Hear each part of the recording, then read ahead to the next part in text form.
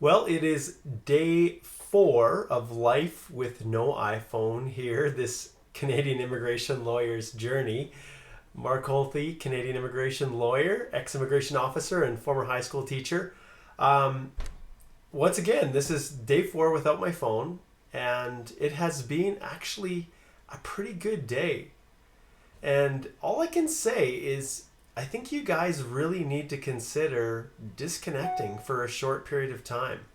And I think we all know that YouTube is a wonderful place to to share messages and everything. And yes, it would be nice to be able to connect and use my phone, but I'm just doing it here once again in somewhat of a rough, horrible audio video. But reporting back on my experience with the iPhone, I can tell you, or I should say, my experience without my iPhone. I can actually tell you that it's been really good, and you guys, it's something you guys should consider. Just being able to disconnect and have that time away from family. Well, today, once again, I can tell you, I went down for a little walk, started the morning off, and of all the things that I miss, of all of them, I can tell you, it's that camera. I never appreciated how much I relied on that to capture just these spontaneous moments. And you'd think, oh, it's not being able to connect to work, or not being able to get those emails, or getting those texts and text messages and things like that. And that's fair. It's not having those is a little bit of an inconvenience. Well, it's a big inconvenience, but that's all it is. It's just an inconvenience.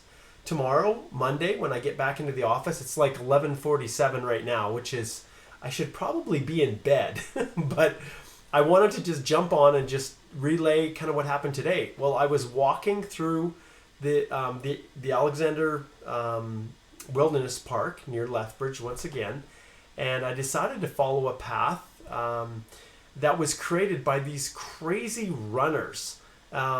They do these ultra marathons that are, I don't know how many kilometers there are, like 100 kilometers or something. It's crazy. I think you have to finish them in 36 hours. Who in their right mind is going to do that? Well, it would be one thing if you're running 100 kilometers along a nice straight path, but what I experienced today was just absolutely, like, I couldn't believe where this path went. It went straight up the side of a coulee. And we're not, and a coulee, those of you who, well, whatever, I don't know, maybe if you're over on the other side of the world, you call it something different. It's like kind of it's this valley that's cut into the river bottom that has these very, very steep drops. And so this path that I was following went straight up. And these are people, and I looked at the marker, and it was like the 20-kilometer marker. And so I just followed this path up to the top of the coulee and across the prairie, and it was amazing that just how these people ran. So anyways, this morning I followed that path where the race went. I think it was a couple weeks ago, and the path was still heavily worn from the runners who had gone by. But I've got like tremendous respect for those runners who do these ultra marathons. Anyways, I was walking up, and it was probably about 8:30 in the morning. It was still pretty early, and I look up on the bank right above me, and there's this big, massive white-tail buck. So white-tailed deer with this massive rack on his head. And it was just the most beautiful thing. And obviously it's a wilderness reserve, so he knows that no humans are going to bother him as long as he's there. And so that's essentially what he was, what he was doing. He was just hanging out there, looking at me, and wondering, when I was going to keep on walking. But he just stood there. And the silhouette that he made was just beautiful. And I would have loved to have snapped a picture with him, which I would have very easily if I had my phone with me. But I didn't get the chance. So I kind of had to lock it in my memory and just kind of store that away. But it would have been so nice to have taken that picture. So that's one of the things that I've experienced suffering, I guess, or lacking the most was the camera. So I don't really have too much more to report today other than, it was just really neat. For the first time in a long time, I actually brought I don't have them here, but I actually brought my real scriptures, like with my Bible and my Book of Mormon and other scriptures in them. I've always just used my phone the last number of years. And so going to church and having that and being able to actually, open the book and flip the pages was really nice. And I think we get so stuck up in this digital world, and there's no doubt that it's so much faster to be able to, to just swipe on an iPhone or just click and instantly go to the next scripture, the link or whatever. Like, for sure, that's good. But just analog, just reading, I'll tell you, it was really, really refreshing.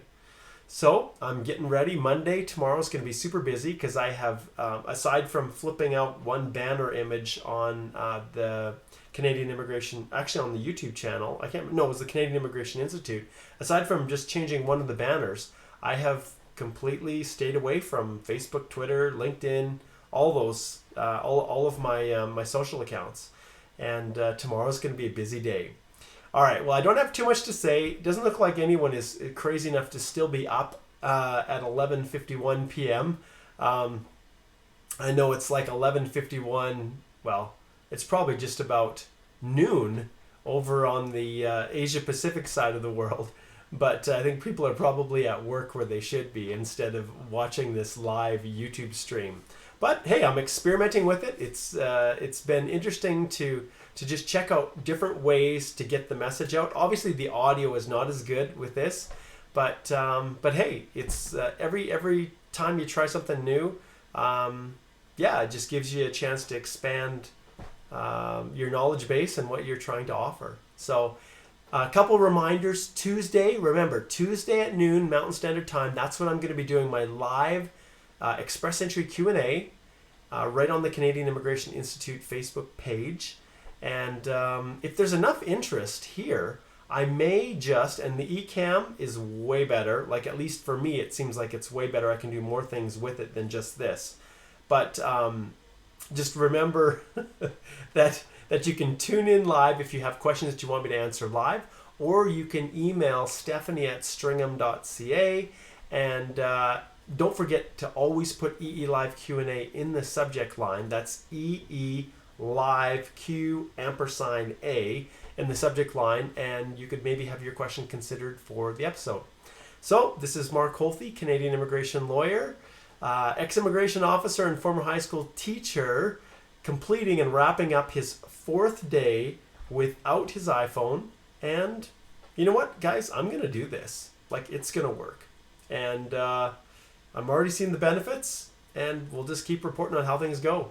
All right, guys, this is the end of this little live stream. Take care.